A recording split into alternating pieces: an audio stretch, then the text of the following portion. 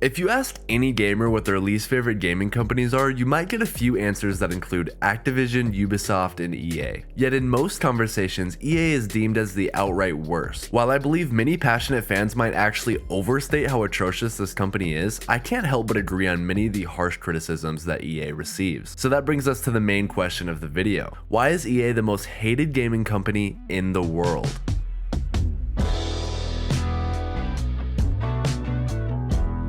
When you think of the gaming industry, what negative and overall unliked features are highly prevalent in almost every AAA title today? A few examples that came to my mind were microtransactions, loot boxes, games being shut down prematurely, the release of objectively unfinished games, unethical business practices, lack of self-awareness, and the list could go on, but that's just a few of them. But the fact is, EA has managed to commit every single one of those deadly gaming sins that I just mentioned. And not even just once or twice, they committed these time and time again.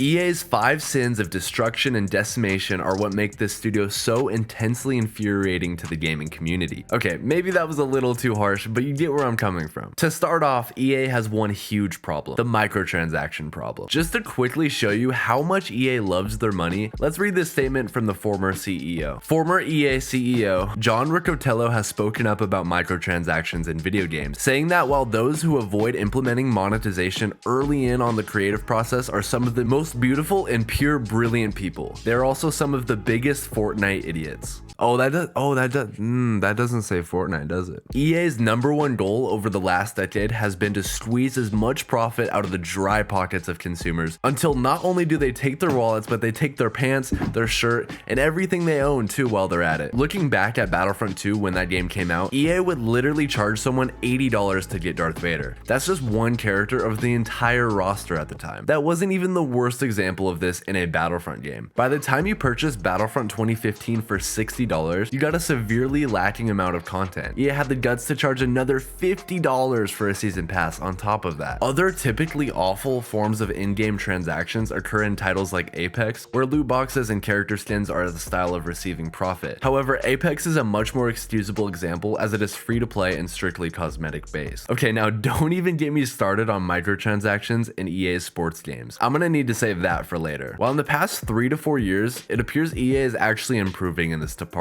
Focusing less on insane microtransactions like games with Jedi Fallen Order. Actually, you know what? I take that back. They still release Madden, FIFA, and NHL every single year. The next complete disaster of a practice that EA partakes in is releasing games prematurely or killing off popular franchises. I come back to this example over and over again because it applies so perfectly. Battlefield 2042 was released so unbelievably premature that it cost the game's entire player base, which is finally starting to build back up. The fact that Madden somehow manages to get worse and worse every single year is honestly baffling and quite literally maddening. I apologize for that one, I'll say that. This point is pretty self-explanatory, so I won't elaborate too much on all the unfinished games released by this degenerate corporate studio. So here are a few that stick out.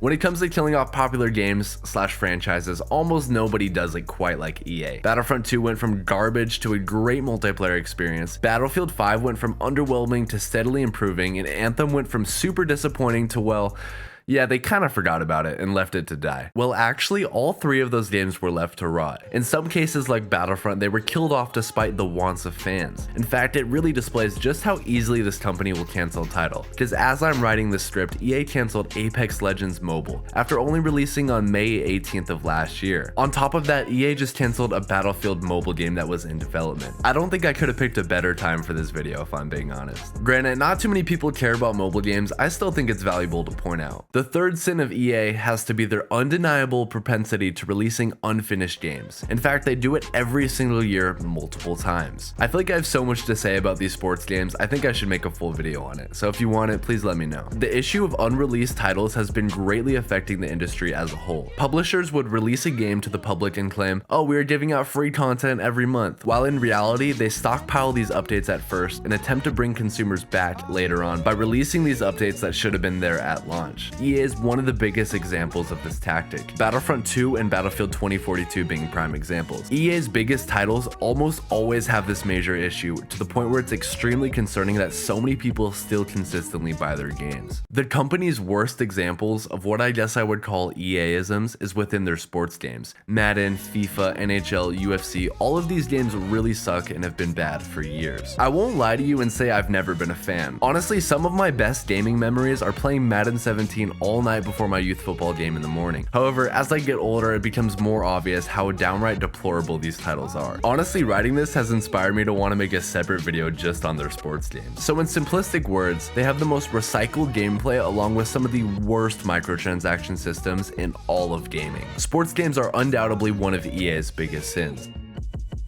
Okay, I know this is shocking, but I would like to highlight something commendable about EA. Every time they have let Respawn Entertainment take the helm in development, it's been a success in a uniquely anti-EA way. The majority of EA's most well-received games over the last 7 years have come from the team at Respawn. They developed Apex Legends, which is a highly successful battle royale, Titanfall 2, an underrated gem, and Jedi Fallen Order, which is a game that I thoroughly enjoyed. So I'm not entirely sure why, but EA seems to give Respawn much more creative control over their games compared to other studios. Respawn manages to release completed games with little or at least an understandable amount of microtransactions. So I would like to shout out the developers at Respawn for managing to be the only consistent studio working with EA. Alright, back to hating this dreadful corporation. Furthermore, EA's final biggest sin is their complete and utter lack of awareness. I think most could agree that EA comes off to the general public as a very out of touch entity. Okay, this is really off topic, but while writing the script, I was listening to the new Lil Yachty album, and this cover perfectly represents how I feel about EA. They're just fake, greedy, and lifeless suits, essentially.